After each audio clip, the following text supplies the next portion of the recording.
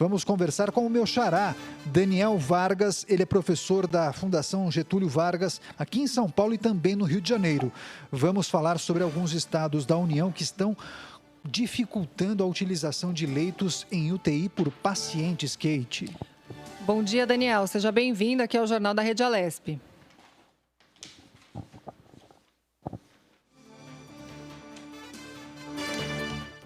Tivemos um problema no áudio com o professor Daniel Vargas, da Escola de Economia da Fundação Getúlio Vargas, em São Paulo e também no Rio de Janeiro. Conseguimos contato com ele. Daniel, o senhor nos escuta? Não me escutam.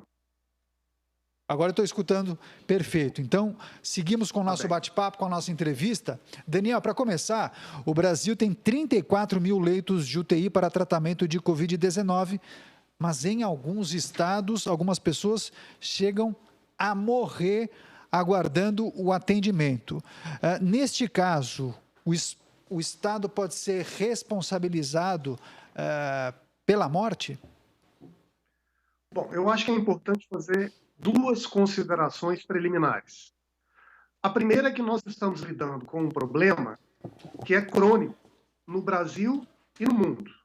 Então, é natural que as redes de saúde, não só no Brasil, mas em vários países, estejam lutando para conseguir atender a números elevados da demanda, para que o menor número de pessoas morram, muito embora esses números no Brasil e em vários países sejam ainda muito elevados. E segundo, a maneira como o Brasil estrutura o seu regime de saúde é bastante peculiar. Nós criamos uma rede única, que é o SUS, e o SUS é caracterizado por, de um lado, assegurar o direito universal à saúde para todo brasileiro, independente do local em que ele nasça ou que ele viva, ao mesmo tempo em que ele assegura uma autonomia relativa para os estados e municípios prestarem assistência de saúde conforme a sua capacidade. Então, para que esse atendimento funcione, é importante que haja uma orquestração entre, de um lado, essa demanda por saúde, que existe em níveis diferentes pelo país, e, de outro lado, a capacidade relativa de cada estado, em cada região, de prover a assistência necessária. Então, eu respondo a sua pergunta. O Estado pode ser responsabilizado por uma demanda não atendida em um determinado local? A resposta de imediato é sim. Na verdade, em saúde, o que nós temos assistido no Brasil é um alto índice de judicialização. Não só judicialização para acesso a medicamentos ou para acesso a tratamentos sofisticados. O que me parece uma outra questão, tão ou mais séria do que essa, é se esse é o caminho para a gente resolver o problema da pandemia no Brasil. E eu creio que não. Eu creio que a saída deve passar não pela porta dos tribunais, mas pela coordenação política e administrativa no sistema de saúde brasileiro, a começar pelo Ministério da Saúde em Brasília. Professor, como deveria ser a gestão, de saúde para que toda a estrutura disponível fosse utilizada e a gente pudesse desafogar, inclusive, aí essas filas de atendimento? Bom, é uma boa pergunta. Eu acho que uma maneira de responder a sua pergunta de forma clara, de começar caracterizando o que me parece ser um problema extremamente sensível e ainda pouco compreendido no Brasil. O que nós vemos ao longo desses últimos meses com a pandemia é que a pandemia nos afeta a todos, porém, o pico da doença não acontece simultaneamente em todas as partes do país. Então, nós temos algumas redes de saúde absolutamente sobrecarregadas e vivendo, inclusive, o drama de pessoas morrendo nas portas dos hospitais, e, ao mesmo tempo, nós temos ainda inúmeras redes com um número elevado de leitos disponíveis, ou seja, distantes ainda da sua saturação. Faz sentido, no Brasil, imaginar que algumas pessoas estão morrendo nas portas dos hospitais, ao passo que, muitas vezes, no estado ao lado, existem leitos vagos e não utilizados? Me parece que não faz absolutamente nenhum sentido. E, na verdade, a ideia central do Sistema Único de Saúde que nós implantamos no Brasil foi justamente de evitar que a gente olhe para a saúde brasileira como se fosse um agregado de ilhas independentes. A saúde brasileira não é assim. Existe um sistema único de saúde, existe um direito à saúde para todo e qualquer cidadão, independente do local em que ele nasça, onde ele contraiu a doença, onde ele viva. Nenhum hospital pode pedir um comprovante de residência para condicionar o atendimento a alguém. Então, a pergunta que eu creio que deve ser feita a partir daí é como nós podemos orquestrar essa dinâmica no sistema de saúde de uma forma melhor para que aquelas redes que estão com a sua capacidade sobreutilizada possam contar com o apoio e o acesso a leitos e a infraestrutura de redes que ainda têm uma capacidade ociosa disponível.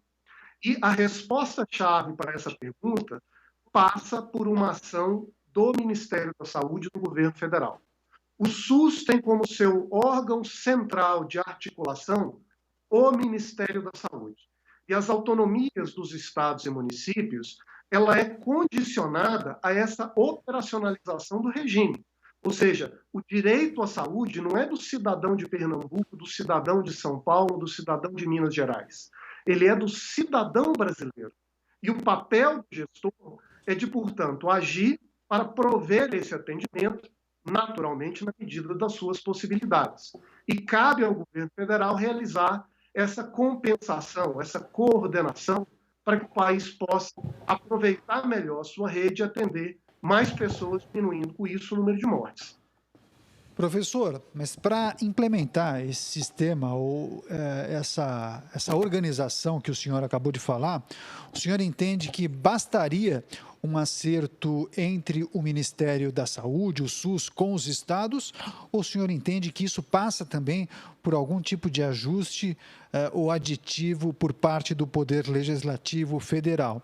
Porque, naturalmente, caso o Ministério da Saúde identifique que há uma vaga no Rio Grande do Norte para um paciente de Santa Catarina, a operação de deslocamento deveria ser feita por alguém. Algum órgão deveria arcar com isso, claro, é só um exemplo. Que avaliação você faz desses desafios? O Legislativo Federal deveria entrar na jogada para fazer algum tipo de ajuste ou mudança na lei? Olha, a princípio, eu vejo o desafio como um desafio de coordenação política e administrativa, não como um problema legal, como um problema legislativo. Onde estaria essa coordenação política e administrativa? Ela consiste em haver uma pactuação, como várias das decisões que acontecem na saúde são resultado de pactuação, entre as lideranças no Executivo Federal e os governadores, basicamente, definindo entre si como seria feita essa operacionalização do regime de apoio para aqueles estados que vivem uma situação mais crítica. O que os estados imediatamente diriam, eu imagino? Eles diriam o seguinte: olha, eu tenho o meu sistema de saúde, que tem algumas vagas, porém, existe um custo. E não está sobrando dinheiro aqui. Então, se eu abro um espaço na minha rede para atender um cidadão que vem de uma outra parte do país, esse meu custo deve ser compensado. Então, a questão administrativa que precisa ser pensada é como essa compensação pode se realizar. Ela pode ocorrer via governo federal, com alguma linha de crédito destinada a esse regime emergencial por que a gente passa, ou ele pode, inclusive, vir em uma forma de crédito futuro, em que hoje o Estado ele cede um paciente para ser atendido para outro Estado, mas amanhã, quando o pico da doença se inverter, esse Estado que hoje atendeu um cidadão de uma outra região, pode ele mesmo ter a sua demanda atendida no futuro. Então, essa compensação entre oferta e demanda, ela é uma tarefa administrativa que não me parece ser de grande complexidade política. Existe, é claro, um desafio logístico, que é a pergunta que o senhor me coloca. E nós não podemos tapar o sol com a peneira. É evidente que fazer um deslocamento de cidadãos cruzando o Brasil inteiro para realizar o seu atendimento não é tarefa simples. Mas não me parece adequado tratar o caso limite como um exemplo da rotina. O que tem acontecido no Brasil é que em vários estados em que há uma sobrecarga hospitalar, existem logo ao seu lado estados que têm uma capacidade de leitos disponíveis. Isso acontece no Nordeste, isso acontece no Centro-Oeste, isso acontece no Sul do Brasil. Existem em torno de 10 estados brasileiros hoje cuja capacidade de atendimento está abaixo de 70%. Alguns estados estão com menos de 50% dos seus leitos ocupados. Qual a dificuldade, portanto, em organizar a cessão de alguns desses leitos para atender a quem mais precisa? E agora eu entro na questão logística prática. É importante entender que o SUS, além de ser um regime político, um regime administrativo de coordenação, ele é também uma grande infraestrutura logística. A integração entre as redes no Brasil se dá com canais de transporte, muitas vezes aéreo, quando acontece, por exemplo, o transporte de órgãos por aviões para que seja realizado o transplante em uma ou em outra região do país, ou com grande frequência, que é o que acontece no interior do Brasil, o transporte via ambulâncias, porque os hospitais de alta complexidade são, em geral, localizados em capitais ou em cidades de maior porte, e a maior parte das cidades tem, na verdade, um sistema de pronto atendimento básico. Então, o deslocamento de pacientes por centenas de quilômetros, muitas vezes, já é uma rotina no Brasil. Nós não estaríamos inventando nada de novo. Nós estaríamos simplesmente dizendo que, em vez de um paciente em Pernambuco ter que se deslocar por 300 ou 400 quilômetros para ser atendido em Recife, talvez ele pudesse se deslocar por 300 ou 400 quilômetros para ser atendido em uma cidade de um estado ao lado. E isso, portanto, seria uma operacionalização mais ou menos comum, considerando o funcionamento do sistema como nós já possuímos. Não estamos falando aqui em reinventar a roda. Estamos falando aqui em reconhecer que o momento crônico que a gente exige também que nós realizemos esse potencial de solidariedade do SUS.